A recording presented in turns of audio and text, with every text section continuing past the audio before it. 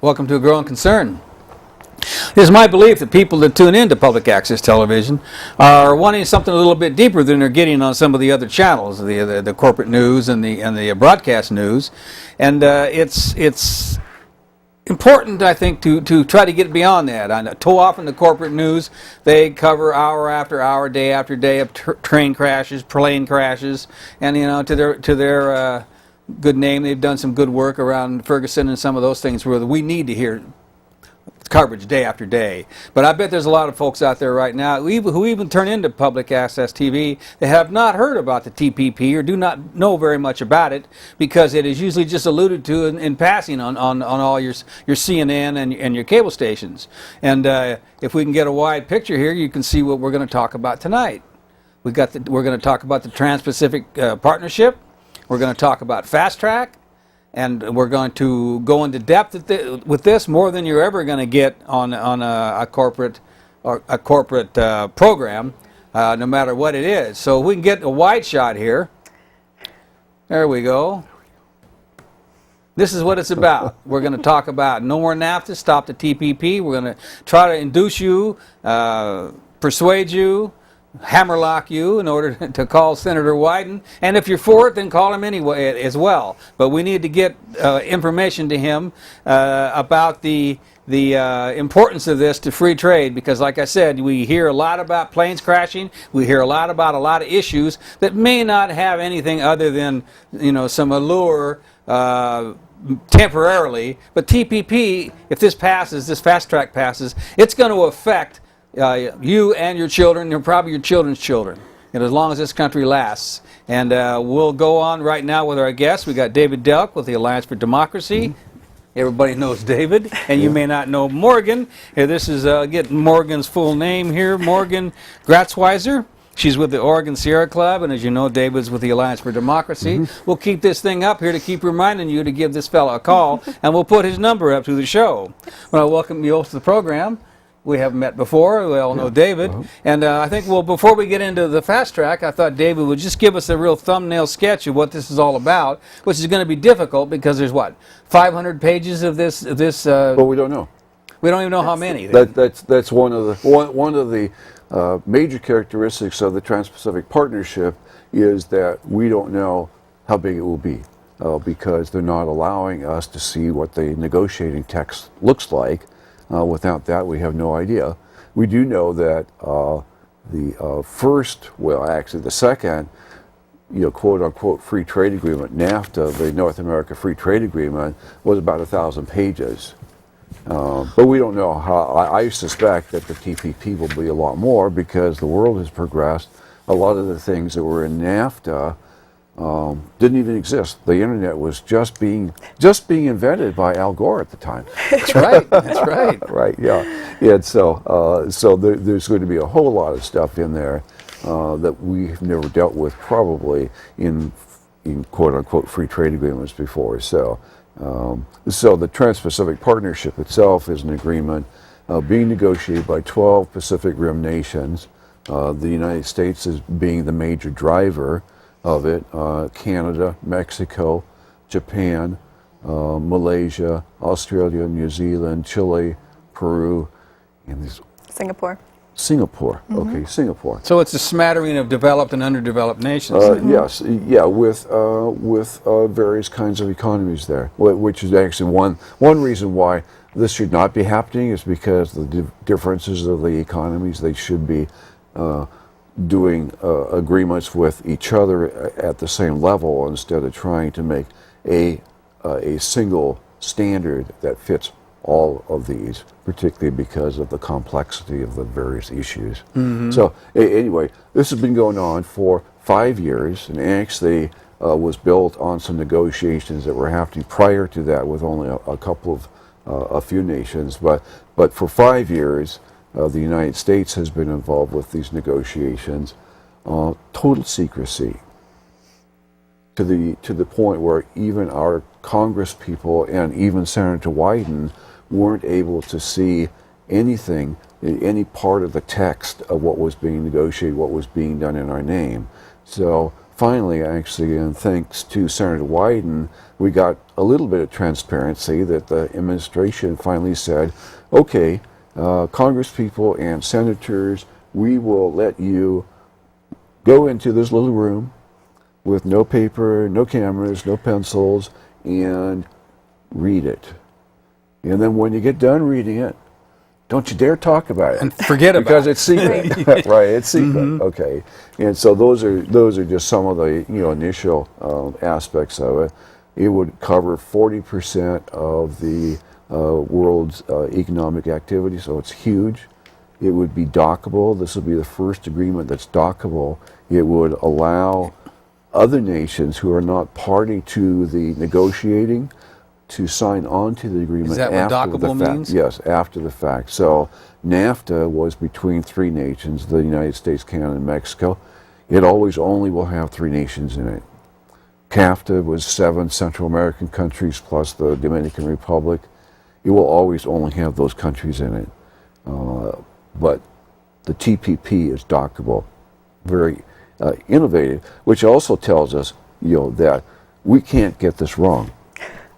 It has to be done right, and to do it right with the level of secrecy, it's not going to be right, because we all need to be involved with that discussion. Mm-hmm. Yeah. And in order for them to get this passed, there's been a lot of, even the Republicans folks are against this, and we'll go into why in a little bit. But one of the main ways they're trying to get this passed is with a little sleight of hand called fast track. And that's basically why you are with Sierra Club, is that one campaign.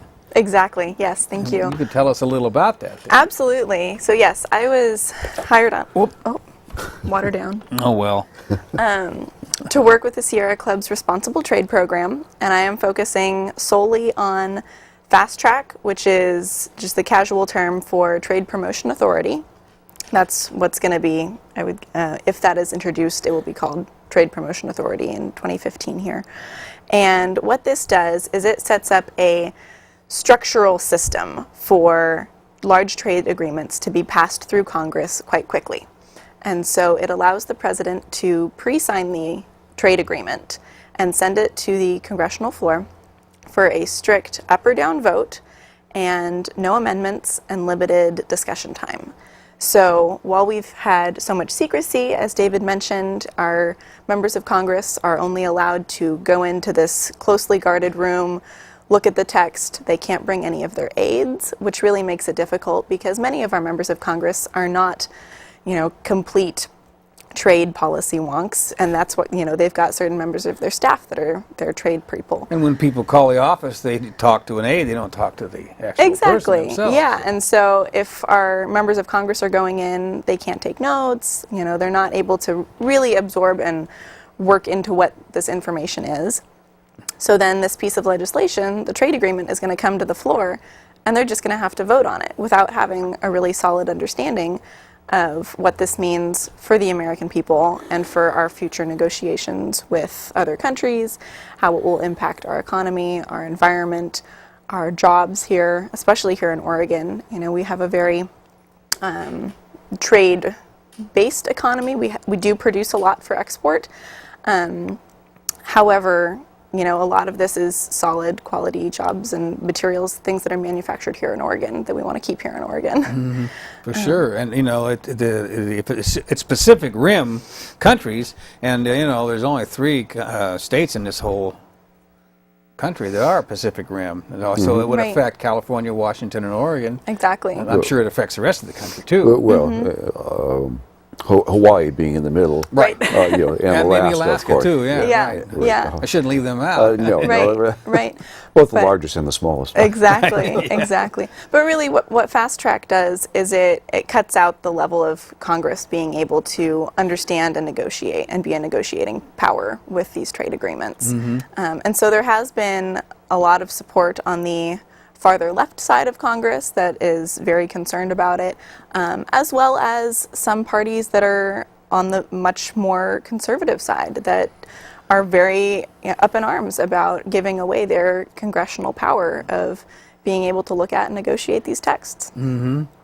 Now, that makes sense to me, and that might be a good point to bring that in. Is why would the Republicans, who seems to me are always super much into making corporations richer, quite often at the expense of the people that are making that money for them. Why is that the case? That the conservatives might be against it? What is there about the possible provisions that are in this that could do that? Well, in terms of fast track, the U.S. Constitution, one of the only things in the U.S. Constitution that it specifically says that Congress will do is negotiate trade agreements. And what fast track does is it says, we're not going to negotiate the trade agreements. We're going to give that responsibility to the president and let the president do that, and then send it back to us at his convenience. And then essentially we'll rubber stamp it. And there are a lot of Republicans who feel very strongly that the Constitution needs to be followed. The other reason is that a lot of Republicans feel that this president in particular, or presidents in general, have too much power already, and that fast track authority empowers the president even more, essentially making him a king. Because the king always would do things, and the king also had a parliament in England, and they went back to parliament, so fast track kind of sets up that relationship again. And there are particularly some right-wing Republicans, some Tea Party Republicans that are like, no, we are not setting the president up to be a sovereign. So they might be for the TPP, but they're against the fast track. Yes, Exactly. Yes, that's true. And that's where a number of the members of Congress have placed themselves as they oppose fast track. Is they do have concerns about certain aspects of the TPP, but first and foremost, right now, we're looking at this Trade Promotion Authority. That's what's going to have to come up first. And that's, Senator Orrin Hatch of Utah, who is currently crafting and in negotiations with Senator Wyden about the Trade Promotion Authority bill. He's part of the Senate Finance Committee, and so that's where this whole trade deal would have to go through. And so that's what puts them at the forefront of this discussion. And so as they're negotiating, they're looking at, the structure that they need to put in place in order to get this trade deal through. And that's really where the fast track comes in, is making it as quick and Shortcut. smooth, Yeah. exactly, Yeah. and to have the least amount of scrutiny put onto this trade agreement. Which scrutiny creates friction, Right. and they want it to go smooth. They want to grease the wheel, so to speak. I would Right. imagine that's what's going on. Yeah, and we've got the call Senator Wyden. I know we've got. I don't know if the graphic person knows. I made up a call Senator Wyden with the phone number and all that. What was it? 326 2757. 503. There we go. 326-7525. Right. And then that's pretty readable there. That's good. We can leave that up for a while, and you can also go to wyden.senate.gov, and you can find information too as well. And we encourage folks to at least, don't just take our word for it. Do some research. There's a lot of information on the internet that's probably not on your typical corporate news stations. CNN, MSNBC, all those. They talk about it maybe, but they don't talk about it very deep. Certainly not as deep as we've already talked about it. Yeah. And we still got 45 minutes. And we're And I'll say, in terms of going to the internet, I would really recommend people go to the Alliance for Democracy or Oregon chapter website, which is AFD. AFD-PDX.org, and click on campaigns, and we've got pages of materials about Fast Track Authority, the history of Fast Track, where it came from, what it does, and why we should be opposed to it, as well as the TPP. And there's a lot of statements on there about that other people have made about the Transpacific Partnership. While you've both been talking about this fast track, it occurs to me that are you familiar with the history of it? It seems to me that they've actually done that before. Yes, they have. And David might be able to speak a little bit more to this, but my understanding is that Trade Promotion Authority as a type of legislation was brought up, I believe, in the Nixon era. Yes. when in a time when trade deals were much more specific about trade just of goods back and forth between countries, looking at tariffs, and so that the Trade Promotion Authority was created to smooth those trade deals through. But a big reason of why we're concerned right now is we're not dealing just with strict goods being traded between one country and another. We're looking at environmental protections, we're looking at labor protections, we've got intellectual property now, which is, a continuously growing entity. There's healthcare rights, I guess I would put it that way. The Transpacific Partnership, our best guess is that it's around 29 chapters long. There's huge investment chapters. Again, we don't really know because the general public isn't able to look into these things. I've read somewhere that only 5 or 6 of these chapters have anything to do with trade, and the rest of them, I don't know what they would be, but I know that you've talked about this in the past. Yeah. So what we do know about it is based on what other trade agreements have had in them in the past. So we have that as a certain ratio, as a guideline. And in particular, we know what was in the U.S.-South Korea agreement, which was the most recent one. And that was a big giveaway to a number of things, but financial services was one of them. So, banking regulation, that sort of thing. So we're pretty sure that that's going to be in this agreement. And a couple of chapters have been leaked. So we have read versions of what they're talking about. So intellectual property rights and the chapter on the environment. And so we have reason to be scared, reason to be upset. And I just posted an article on our website with regard to public banking. This has got nothing to do with traditional trade agreements, what we would think of as being trade issues, which are dealing with quotas and tariffs. And public banking is something that we do. It's usually done at the state level, if at all.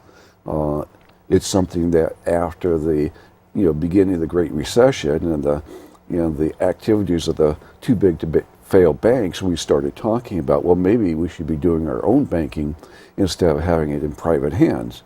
And so that discussion is continuing. And we have one bank which already exists, the North Dakota. Right.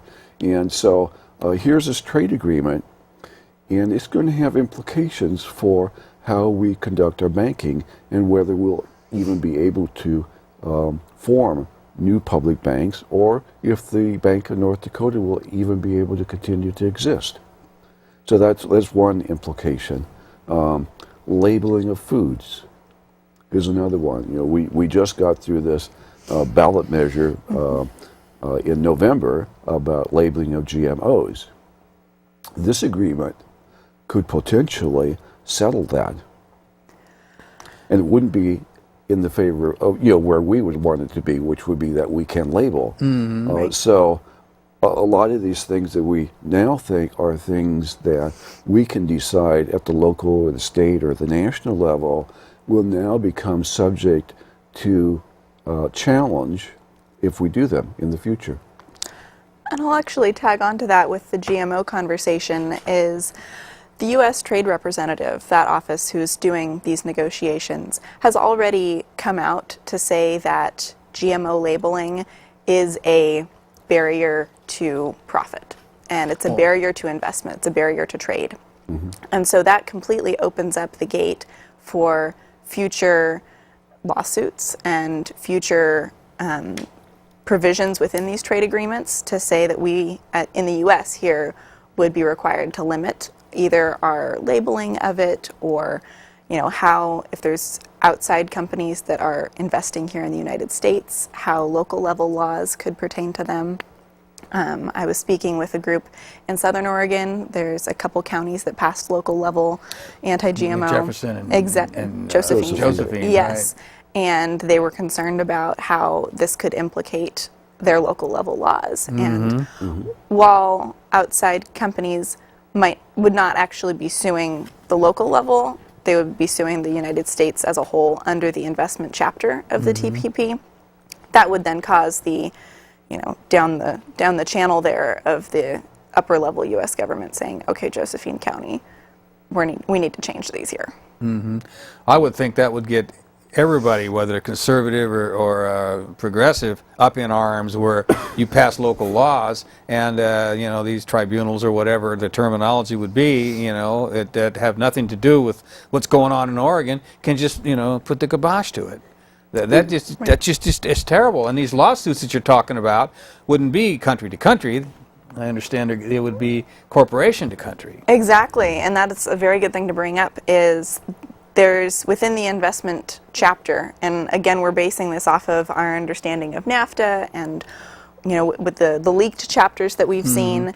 Well, it worked for them. I mean, NAFTA didn't work for us, but right. It worked for them. It worked for them. So they're going to continue. Right, and so there's a process called investor-state dispute settlement, and what that does is it allows a company basically to rise to the level of a nation state because it can sue another country. And it sues under the investment chapter of the investment clause, say, of the TPP.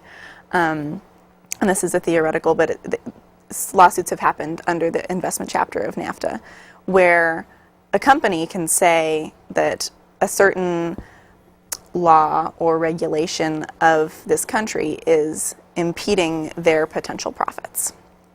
And so this becomes very dangerous. And some of the proponents of this trade agreement are saying that, well, the United States has never lost one of these lawsuits.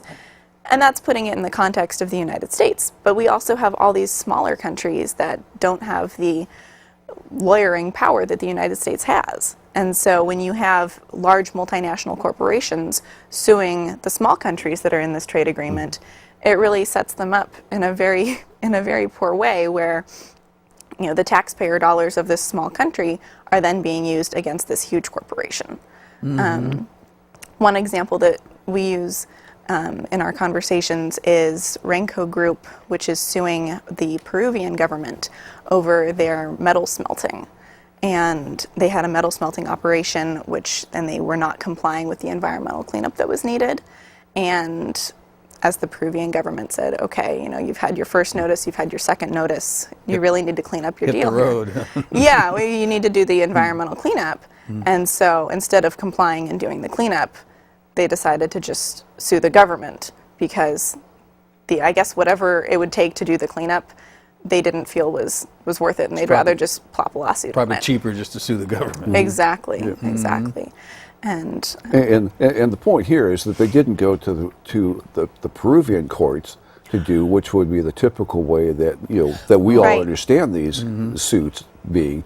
They instead go to these private courts that are set up specifically to hear these suits, and there are trade lawyers and lobbyists that are the tribunals and hear the cases, and the only thing that they can judge on is the impact that the decision has on trade. So in this case, Peru is trying to protect their environment or to return their environment back to one which is suitable for life.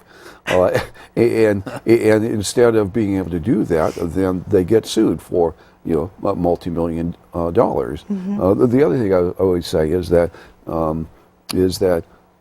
the United States has not been successfully sued to this point, but that's in part because the agreements that we've had in the past have been with countries that have not had investments in the United States. And as we enter into these other agreements, so Japan has investments in the United States. And of course, we just signed this agreement with South Korea. South Korea has tremendous amounts of investments in the United States. We're going to get sued. Before even we go to TPP. Before we even go to TPP, right, yeah. And then Australia, big investments. New Zealand, these are not small economies. And they do have investments. And the other thing on the South Korea one is, I mentioned about the banking, they the U.S. banks really wanted to be able to open branches of their banks in South Korea. And so this new agreement that's only a couple years old has facilitated that. Well, at some point, they're going to be able to allow, if we change our banking laws, those branches, subsidiaries of the American banks, are then going to be able to sue the American government for those changes. Because, and this is a common practice. In Australia wanted to change their packaging on their cigarettes to be tombstone packaging, which means that they would have black lettering with on a white background and no color. And I'm sorry, actually, the tombstone is what the U.S. Food and Drug Administration wanted to do, which they didn't do. Australia wanted to put some big graphics of the results of cancer on their. Oh, okay. And Increasing then Now that makes more right, sense. and so Philip Morris was upset. Philip Morris is an American company. We have an agreement with Australia, but there's no investor protection clause, so they couldn't sue directly. So they have a subsidiary in Singapore, and Australia and Singapore has a trade agreement with an investor state protection clause in it, and so the Singapore branch sued Australia. So we've got this whole network of these agreements throughout the world. There's some 2,000 agreements, either large or small, between various states, and these multinational corporations are free to move wherever it suits them. And so we're now talking about an agreement with the TPP that puts this as a standard for those 12 countries, and still leaves it open for even more countries to sign on to it. Right. Well, folks have been listening to what we've been talking about here. It sounds to me like this is the dirtiest trade deal, perhaps, that you've never heard of. And there's a really great video that's, I wrote down, it's not very long, like 2.5 minutes. It's called The Dirtiest Trade Deal You've Never Heard of. And well, let's listen to that. They're going to talk a little bit about what we were talking about, but I'm sure they're going to expand it beyond that as well. So if they've got that ready, we'll be back in that amount of time.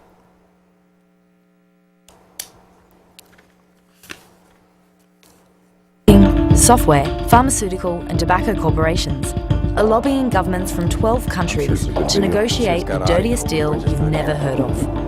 There's a reason you haven't heard of the TPP, or Transpacific Partnership. There are some major corporations and government officials that don't want you to know what's in the deal.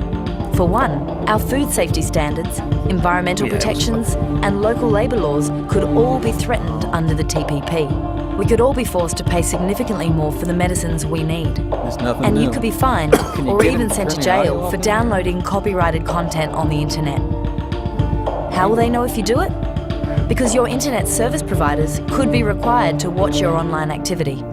But that's not even the scariest part. The TPP could give corporations the power to sue our government in secret foreign tribunals over any law or regulation they claim affects their expected future profits. Don't believe it? It's already happening. Because of an investment agreement between Hong Kong and Australia, Philip Morris Tobacco Company is currently suing the Australian government for billions of dollars over its plain packaging legislation.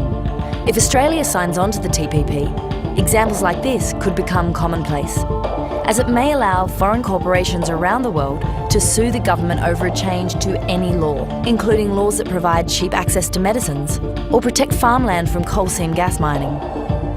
This not only undermines our sovereignty, it also exposes taxpayer dollars to expensive lawsuits. Thankfully, not everyone is willing to sign on the dotted line just yet. In fact, most government officials still have no idea what we're even signing on to. For good reason. In the US, Democrats and Republicans are uniting to oppose a fast-tracking of the TPP, demanding open debates and negotiations instead, despite a powerful corporate lobby that wants their deal signed before the public has a chance to realise what's at stake. It's our job to make sure our elected officials unite in the same way by standing up to overseas corporate interests and looking out for what's best for Australians. Here's the deal. Without a strong public outcry, politicians will only hear the concerns of multinational corporations. And once the TPP is signed, it's here forever. There's no expiration date, and it's almost impossible for governments to withdraw. This dirty deal has been deliberately branded as a free trade agreement. It's anything but free for people like you and me. And it's not really about trade. It could cost us our internet freedom, labour rights, access to affordable medicine, the safety of our food, and protections that keep our water and air clean. Nobody wants to be stuck with a backroom deal we don't want and never voted for. Find out more, speak up and spread the word. All right, before we continue, I want to Right encourage... now, big banking, software, Sometimes those things- pharmaceutical those and things tobacco loop on you, corporations and they get us are every lobbying time. governments from 12 countries to negotiate the dirtiest deal you've never heard of. There's a There we go. That was so good, we're going to do it again. Anyway, I encourage folks that we get the graphic up to call Ron Wyden and let him know that this we'll worry about TPP maybe at another time, but you should maybe worry about it another time. Activists are going to be working on this around the clock, but we need to let him know about fast track, because that could put everybody's work, it wouldn't do them any good to work against TPP if fast track is passed. So I know that Morgan had a couple things she wanted to add to one of the conversations we had here. Exactly, yes. Well, as we were speaking about these investor-state disputes, I just wanted to make it clear that these are already happening in quite a large number. I've got some notes here that, by the end of 2012, there were corporations including Chevron, ExxonMobil, Dow Chemical, Cargill, that have already brought over $500 of these disputes to different countries. This is millions and millions of dollars, and it's very hush-hush. It happens in these private trade tribunals. It's officiated by the WTO, and it's these private lawyers that are doing it. So it's definitely not an open situation here. These are lawyers that have been in the trade and big business for a very long time. And sometimes it's David and Goliath, where you got hundreds of lawyers on one side and a very few, like with that other country you mentioned earlier. Exactly. They just have a few. Right. And so with all of these investor-state disputes already happening, we could chart out a graph and say that if TPP were to pass, that number would skyrocket. Oh yeah, it would skyrocket. Wouldn't even begin to express it. Right. Yeah. It's concerning that it's happening now, and that number will just increase. Mm-hmm. So you said 500. I think when NAFTA 20 years ago went into effect, there were like 2 Right. Exactly. suits, and then and it stayed reasonably level for a long period of time, and then in the last 5 years, it's been going up like this, and then if TPP goes in, it will be straight up. Right. Exactly.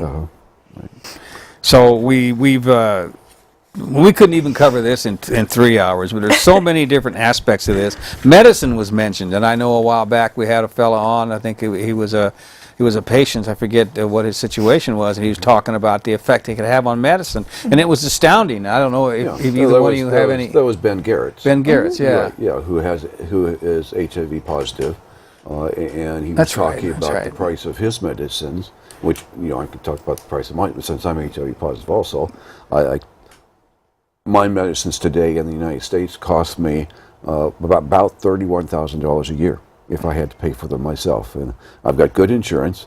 And but if I lived in some other country, there's no way. I mean, if I can't afford that here, in India they certainly couldn't afford it. But So it's a death generics- sentence. It is a death Exactly. sentence. It is absolutely a death sentence. But HIV meds really work really well. Look at me. Yeah. Well, and I believe a big part of it, I'm not an expert on this, but it's about extending the length of the patent before generics can be brought into the market. Yeah, Right. Yeah. So India has been allowed to produce generics of these medicines, which cost about $100 annually, It's just as effective, probably. and same things. Yeah. They're the same medicines. Right. It's just produced in different factories. So the TPP has clauses, and we know this because it was in the leaked text, would allow the extension of patents from 20 to 25 years, would prevent generic manufacturers from using the original data which proved the medicine's safety in order to produce the generic. So they would have to do all that drug testing first before they could go ahead and produce the generics. It would allow greenwashing, which is taking a medicine which has been under patent, changing its form, and then extending the patent on the new form. So the medicine's still the same thing. It's just a little different delivery. Change a little molecule on one end of the. Well, it'd be like changing from a capsule to a soft gel. Oh, just that simple. That kind of thing, Oh. right? Yeah. So, and then there were a couple other things. They wanted to allow patenting of medical procedures, for instance, which have never been patented before. There is a chapter about, And medical testing too. I forget. yeah, I can't quite remember. I remember Yeah. there was one on I medical remember testing. There were actually 3 new things that were in the procedures. Is the only one I can remember off the top of my head. So anyway, all of these things would increase the cost of medicine, whether it's here or someplace else, and some of this, like the patents, already have 25-year patents within the United States, but in other countries they're lower. So it would impose our higher standards on other countries. And then there's things about trademarks as well that Right. We could do half an hour on each one of and these. copyrights. Copyrights is another one. Copyrights, 75 years in the United States after the person dies. Wow. And they want to extend that to the rest of the world. Oh. Well, to these 12 Right. nations as well. They're wanting to get copyright for people genes. Yes. And this is going to move in that direction too. There's so many different ways to go, and we're going to talk a little bit about labor in a little bit. But I wouldn't mind talking a little bit about environment, the environmental concerns, illegal timber, and the trade in wildlife, and in timber especially, which has a lot to do with the global warming. Exactly. Yes. And just to start off, the big concern that we're looking at here is this agreement is encompassing so much of the really biologically diverse parts of the Amazon and the Great Barrier Reef, and all through Malaysia up through Peru into Brazil. There's a lot of very complex and important biodiverse area there, and so creating a trade agreement that has strong environmental provisions is essential to maintain that. And so, yes, looking specifically at illegal logging, it's very concerning with global warming, with having timber being harvested in not well-regulated methods. And, we've got people who are harvesting it who are not, protected and have strong labor protections as well. And so it's a very environmentally damaging process to be harvesting these hardwoods and these specialty woods, which these people are harvesting because they can get a black market price for it. But that then definitely, when this wood is then shipped around the globe, it's hugely detrimental, and it impacts our Oregon timber harvest as well. If we have illegal wood that's being put into the global market of wood, Sure. And not created or not produced in the same standards.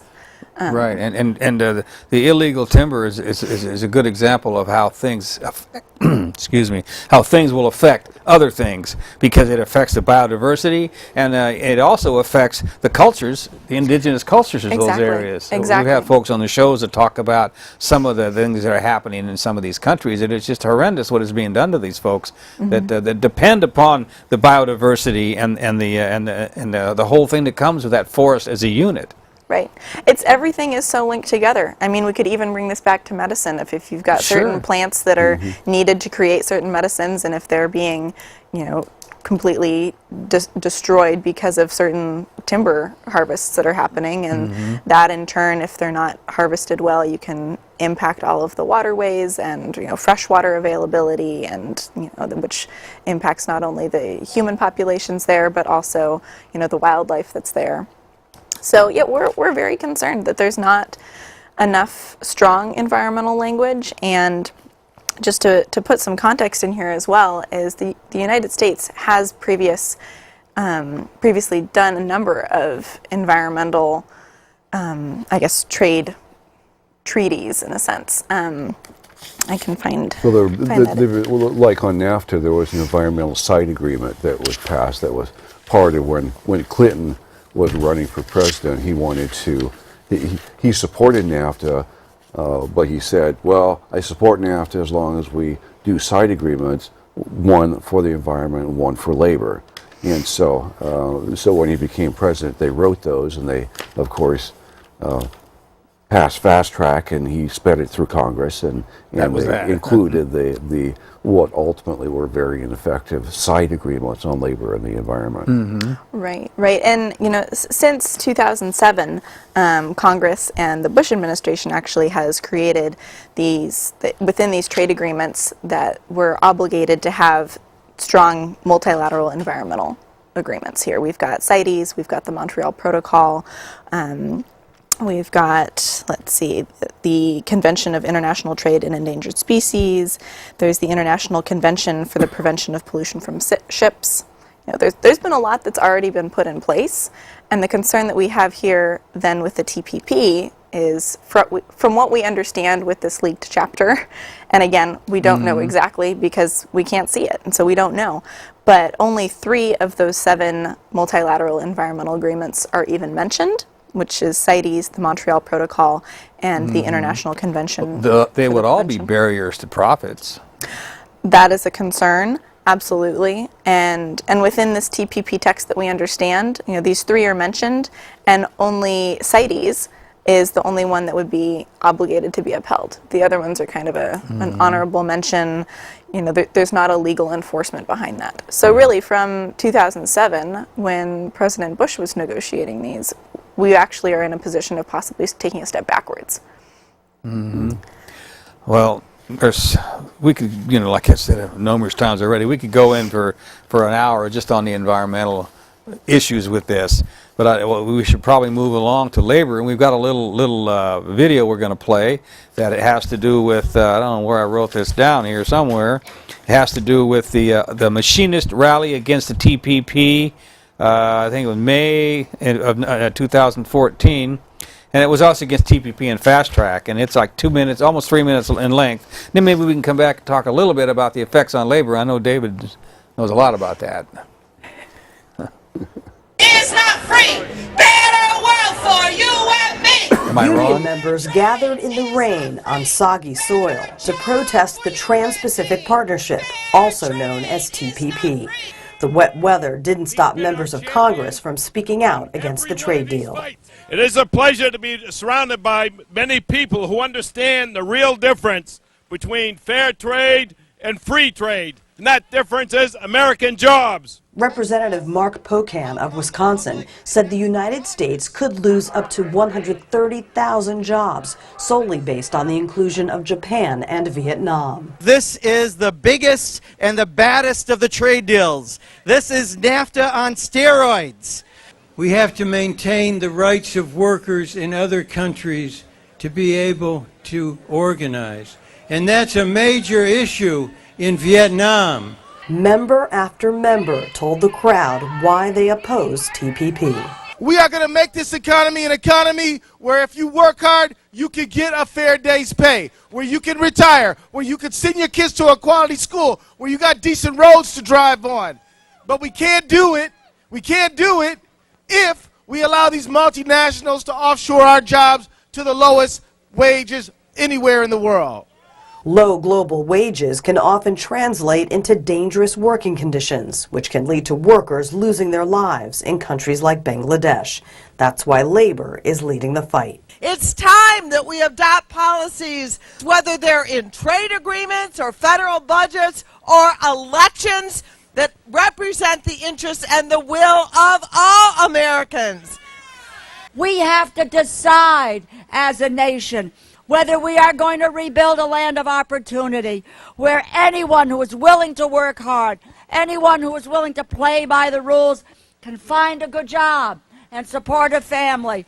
Or are we going to become a nation of very few haves and millions of have-nots? Despite the rain, the labor movement held strong on Capitol Hill. Machinists, including International President Tom Buffenbarger, joined painters, steelworkers, and postal workers to fight the fast-track approval process. This is what solidarity looks like. And when we are loud, they can't hear us, right? Get back to your districts and make sure that everybody's mobilized, and as we head into November, make sure those elected officials hear you loud and clear. For the Machinist News Network. All right, we're back. Well, I just specifically chose that. Great that the AFL-CIO, I think it was Secretary was there, because there's going to be a rally this coming, what, Monday? Monday. Yeah. So you want to talk a little bit about that rally. It's going to be at Directors Park. We got a graphic for that. Yeah. So this is sponsored and organized by the AFL-CIO, but of course, everybody is welcome because this is an issue which will be affecting everybody. So not just labor, but all of us are welcome. It's just being sponsored by them. They're calling it the Push Back the Fast Track Rally, and it is Monday, March 9th. So this very next Monday, 5:30 at Directors Park, 815 Southwest Park Avenue. And then we're going into daylight savings, so it'll still be light. There we go. Yes, it will be, right, yeah. So we want to see as many people there as possible. We'll have signs like this and the other one that I was holding there, and I'm sure the AFL-CIO will have their own quality signs as well. We'll be there. We've got Sierra Club signs as well. Sierra Club signs, absolutely. Right. So we want everybody to come down because we need to make clear that fast track is just not acceptable. As a way of governing. Right. It's just it's a completely inappropriate way to be trying to pass such a large trade agreement. And we're looking at the Transpacific Partnership now. As David said, it's a docking agreement. We can add more countries into this. And so we have no idea how big this could get. And we don't know what precedent this sets for the future. And so having this system where these large trade agreements are negotiated in secret by the President and the U.S. Trade Representative. And one thing that we didn't mention just yet is that there's also a number of, I think they're called like trade advisors, I think, and they're corporate. They're corporate advisors. They're people that are, in the pockets of the U.S. Trade Representative, and they're privy to these negotiating meetings, and they're part of constructing and drafting this trade agreement.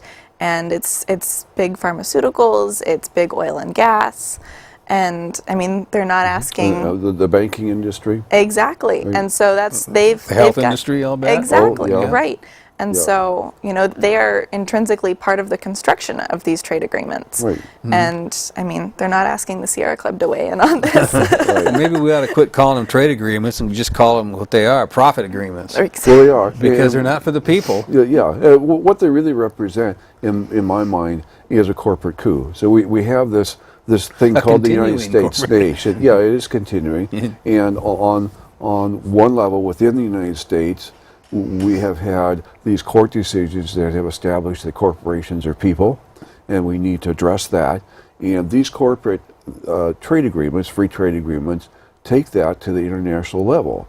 And these corporations are doing everything they can, many times contrary to what our government has already made a decision about, and taking it to the international level and globalizing it. It's really creating this spider's web of agreements that's covering the globe. And we are slowly, sometimes not so slowly, losing our democracy to it. You know, it occurs to me while you were talking there that I mentioned a little while ago, we have these indigenous tribes that live in these places that they have absolutely nothing to say about the government. They're corrupt. They come in there and they give away all their trees to logging, and they have absolutely nothing to say about it.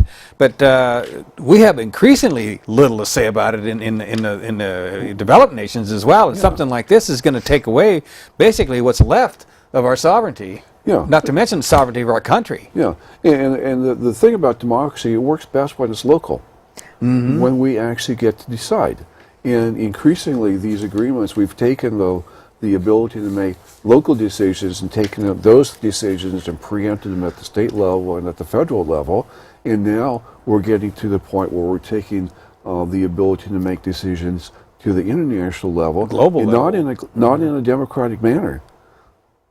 We're going to let these private trade tribunals, staffed by corporate lawyers, make decisions on the basis of whether a law or a regulation, in their mind, hinders trade.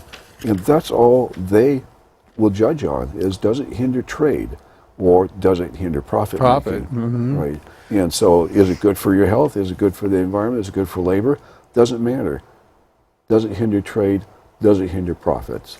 And that's exactly where we're concerned, is that this trade agreement does not have any binding enforcement. And to date, I mean, based on any previous trade agreement that we have, the United States has not taken another signatory country to task for not upholding their half of the bargain.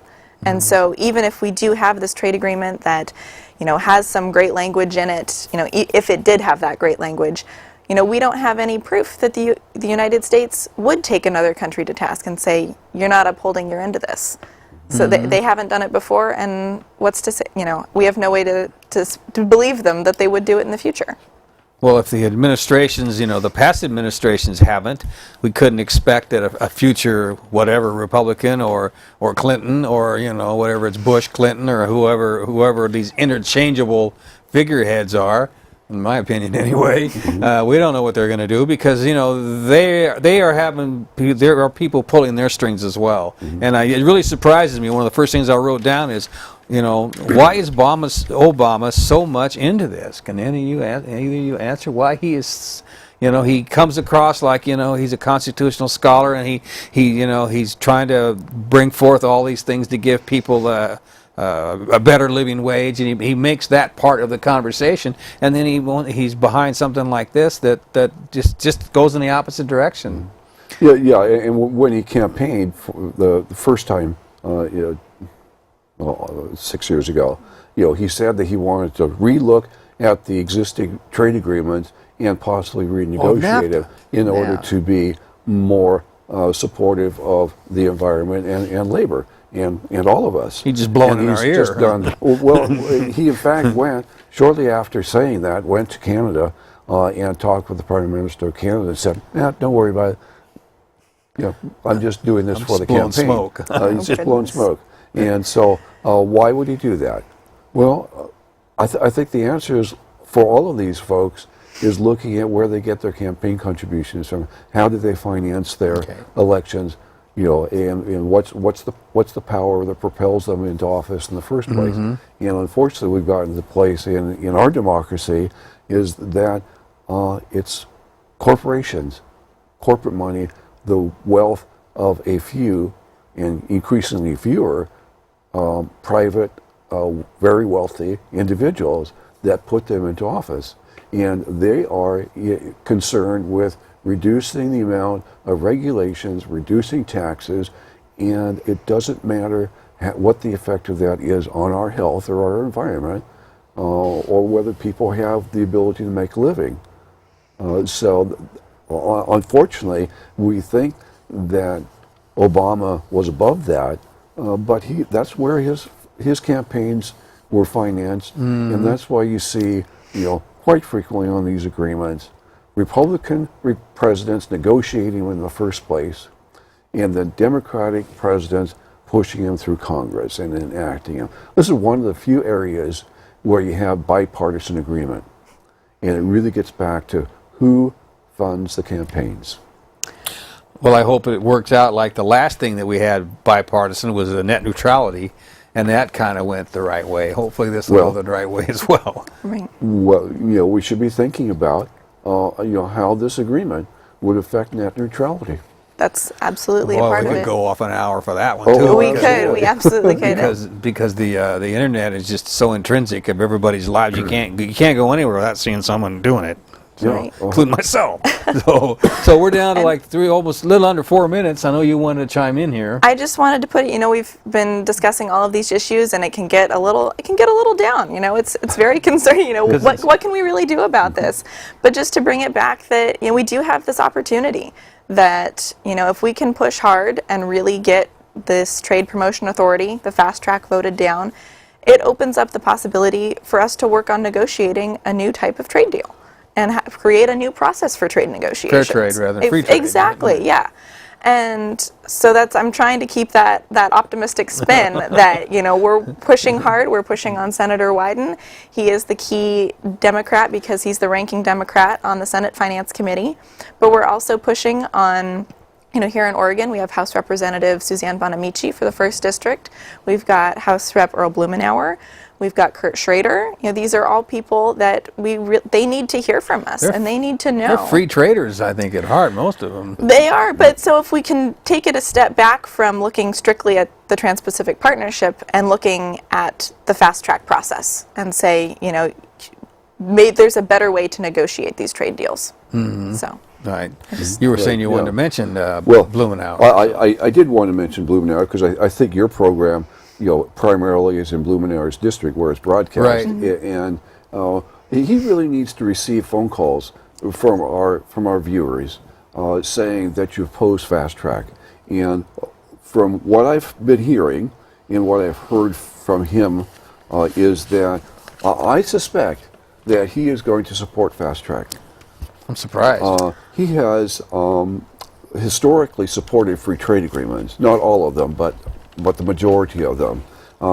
He really thinks that these agreements are good, and that the only way you get them through Congress is by having fast track. Stealth. And so I would just remind people that he, as well as all the other representatives, will be up for election in November of 2016. And when we make calls, we should remind them that we won't forget. I can give you Earl Blumenauer's number right now. Please. Are we ready? Sure. For the Portland office of Earl Blumenauer, we're at 503-231-2300. That's 503-231-2300.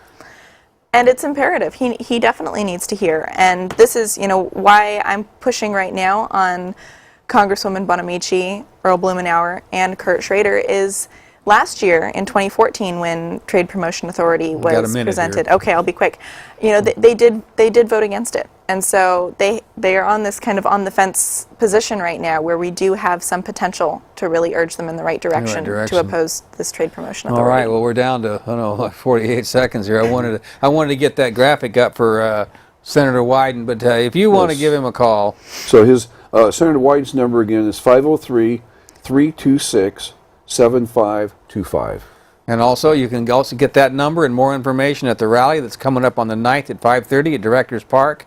That's downtown. That's at the north end of the South Park blocks. Yes, one way to put that. So we're down to about 20 seconds. I want to thank the crew, folks on camera and in the control room that pushed the right buttons, and thank the guests. David and Morgan. Absolutely. And we'll be back next week. We're going to talk a little bit about the upcoming Pembina propane terminal that they're trying to put in town. So see you next week.